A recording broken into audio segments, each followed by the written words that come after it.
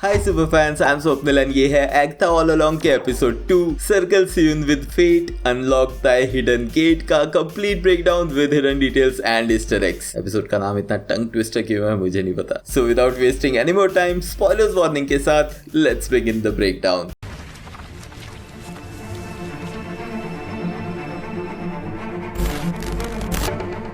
Episode 1 के ending में रियो की वार्निंग कि सेलम 7 एग्था से बदला लेने आ रही है। एपिसोड 2 की स्टार्टिंग में ही एग्था वेस्टव्यू से भागने की प्लानिंग में होती है, लेकिन टीन अपने मुंह की पट्टी छुड़ा के उससे कहता है कि वो विचेस रोड पे जाना चाहता है। एंड ये विचेस रोड एग्जैक्टली क्या है वो थोड़ी देर में डिटेल में बताता हूँ। एग्था उससे कहती है कि ये रोड एग्जिस्ट नहीं करती, लेकिन उसे पता है कि वो झूठ बोल रही है बिकॉज उसने एग्था पे पूरा स्टडी किया है एंड उसे ये भी पता है कि एग्था विचेस रोड पे पहले जा चुकी है एंड वहां से सरवाइव करके वापस आई है। टीन एग्था का काफी बड़ा फैन है एंड वो कहता है कि उसे वांडा के स्पेल से उसी ने ब्रेक करके बाहर निकाला है। ऐसे में जब एग्था पूछती है कि तो उसे विचेस रोड पे जाने की क्या जरूरत है, इस पे टीन कहता है कि विचेस रोड उसे वो पावर्स दे सकती है काफी शॉर्टकट के रूप में जो उसे चाहिए। जब एग्था टीन से उसका नाम पूछती है तो उसके मुंह पे एक स्पेल आता है जिसकी वजह से एग्था वो नहीं सुन पाती, लेकिन इसी वजह से वो उसमें इंटरेस्टेड होती है एंड उसे बताती है कि विचेस रोड पे जाने के लिए उन्हें एक कोवन बनाना पड़ेगा। टीन के ये पूछने पे कि उसके पिछले कोवन का क्या हुआ, एग्था कहती है कि वो मर चुके हैं। ऑफ कोर्स वो मर चुके हैं क्योंकि एग्था ने खुद ही उन्हें मारा है। वेस्टव्यू से बाहर जाने से पहले एग्था पहुंचती है वांडा विजन के घर की फाउंडेशन के पास, जहां एक टाइम हेक्स में उनका घर था। अब ये एग्जैक्ट वही फाउंडेशन है जहां वांडा विजन ने प्लॉट खरीदा था, यानी कि एवेंजर्स इन्फिनिटी वॉर की एंडिंग के बाद वो वहीं पे रहने का प्लान कर रहे थे, विच मींस कि ये जगह अभी भी उन्हीं के नाम है, इसलिए यहाँ पे कोई डेवलपमेंट नहीं हुई है। ऑल्दो इस फाउंडेशन पे ग्राफिटी में इविल विच लिखा हुआ है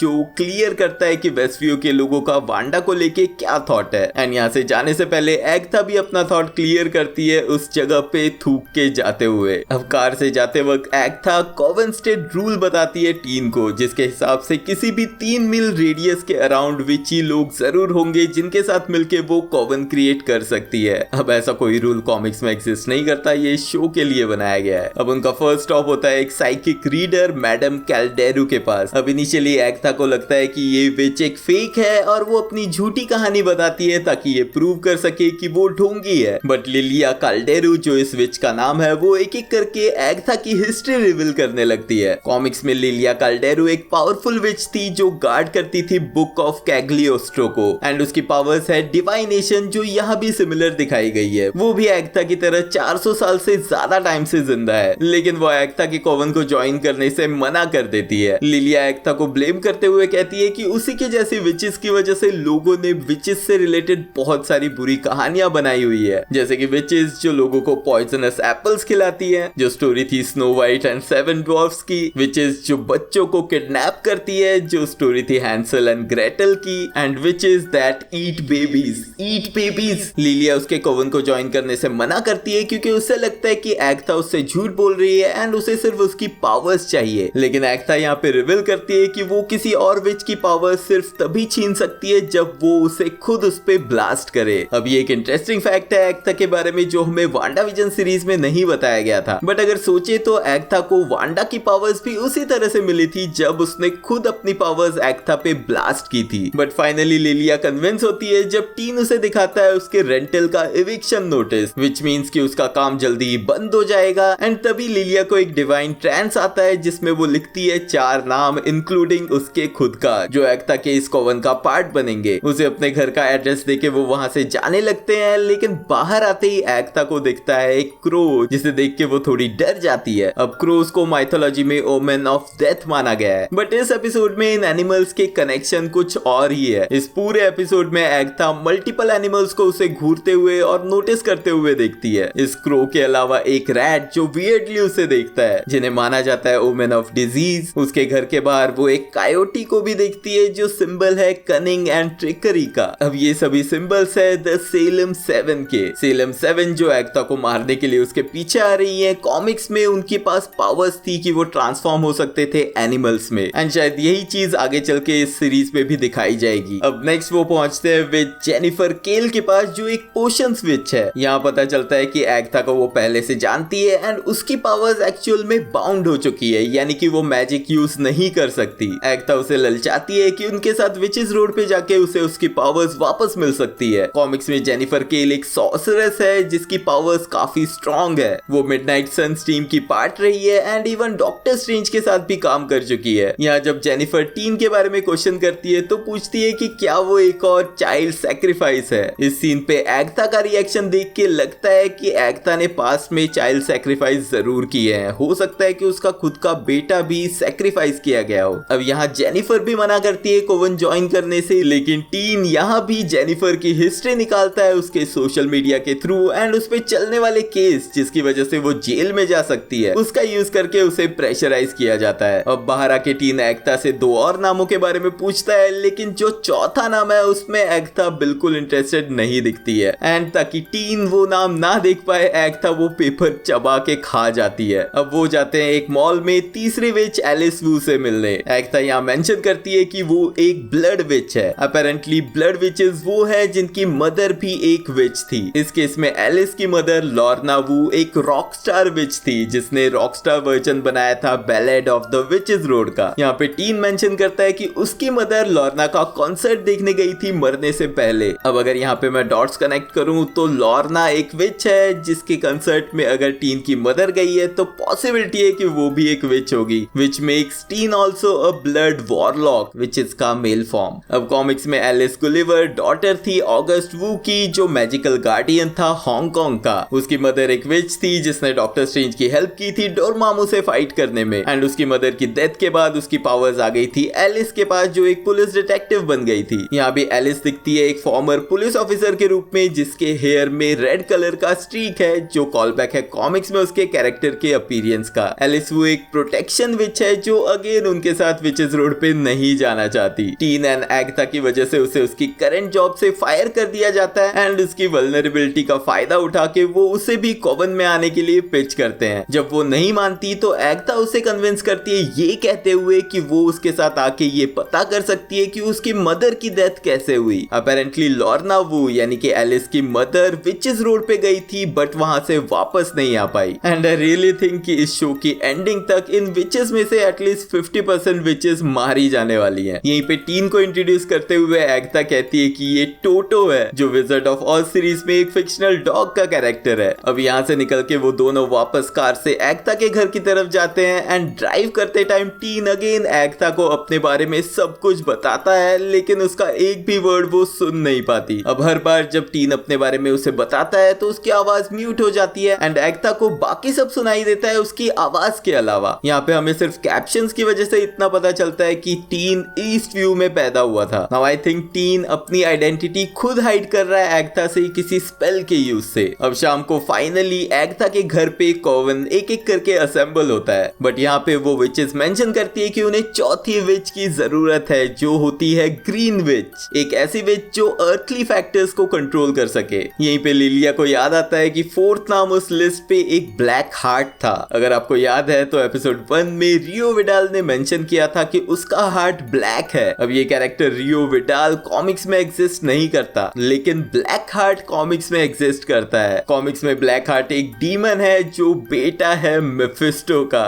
मार्वल यूनिवर्स में उसे सबसे पावरफुल मैजिकल विलन्स में से एक माना गया है। नहीं बोलूंगा मेफिस्टो। अब इवन तो एग्था को पता है कि चौथी विच रियो होनी चाहिए, वो नहीं मानती है और जाती है एक और हार्ट को पकड़ने, मिसेस हार्ट, जो एक्चुअल में मिसेस डेविस है बट वांडा ने अपने मैजिक के थ्रू उसके माइंड कंट्रोल में उसका नाम मिसेस हार्ट कर दिया था एंड एग्था इस हार्ट को मिसेस हार्ट के साथ लिंक करके उसे ले आती है। बट साथ ही में एक कॉल बैक है वांडा विजन के एपिसोड 1 का भी जहाँ पे कैलेंडर में हमें एक हार्ट का साइन देखने मिला था जो आगे चल के क्लियर हुआ था कि वो डिनर पार्टी थी मिस्टर एंड मिसेस हार्ट के लिए। बट क्योंकि वांडा विजन सीरीज में मिसेस हार्ट के पास कोई मैजिकल पावर्स नहीं थी तो आई डोंट थिंक कि यहाँ पे वो एक रियल विच दिखेगी। अब वो सभी इकट्ठे होती हैं बेसमेंट में जहाँ वो साथ में मिलके गाती हैं the ballad of the witches. अब ये बैलेड आखिर है क्या? एक तरह से इसे माना जा सकता है एक न्यू फॉर्म ऑफ तंत्र मंत्र, यानी कि एक ऐसा सॉन्ग जो विचेस गाती है इस विचेस रोड का डोर ओपन करने के लिए। मीनवाइल टीन ऊपर जाता है एंड सीनियर स्क्रैची के साथ बैठा होता है जहां आती है सेलम 7 जिनमें से ये चेहरा है एग्था की मदर इवानोरा का एंड यस, जंप स्केयर था, मैं डरा था, इसलिए आपको भी डराना था।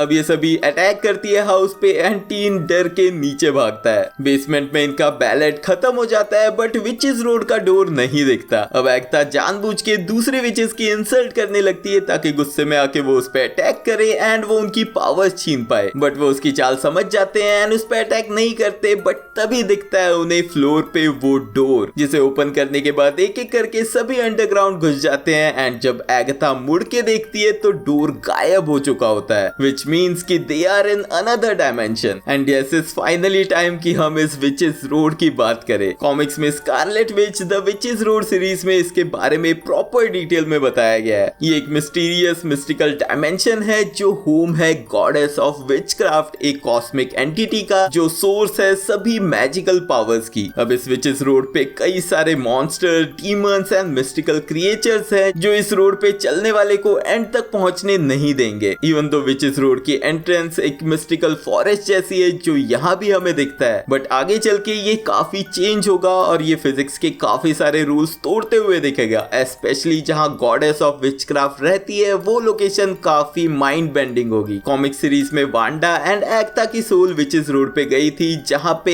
एंड में गॉडेस ऑफ विचक्राफ्ट को उन्होंने बचाया था केओस के अटैक से। Yes, chaos is chaos magic जिससे वांडा ने हेक्स क्रिएट किया था। बैक टू अंडरग्राउंड उतरने पे सभी को सामने दिखती है विचेस रोड, जिस पे जाने से पहले ही सभी विचेस अपने शूज रिमूव करती है। जैसे ये लोकेशन मेटाफोरिकली इन सब के लिए एक स्पिरिचुअल प्लेस की तरह है एंड जब वो लोग उस पे चलना शुरू करते हैं तभी खत्म होता है एपिसोड 2। अब ये विचेस रोड इन सबको एग्जैक्टली किस डायरेक्शन में लेके जाने वाला है वो हमें पता चलेगा नेक्स्ट वीक आने वाले एपिसोड 3 में, जिसका ब्रेकडाउन अगर मिस नहीं करना है तो चैनल को सब्सक्राइब जरूर कर लेना। ऑल्सो अगर वीडियो एंड तक देख रहे हो तो लाइक भी कर देना क्योंकि वो बिल्कुल फ्री है। मिलते हैं नेक्स्ट वीडियो में।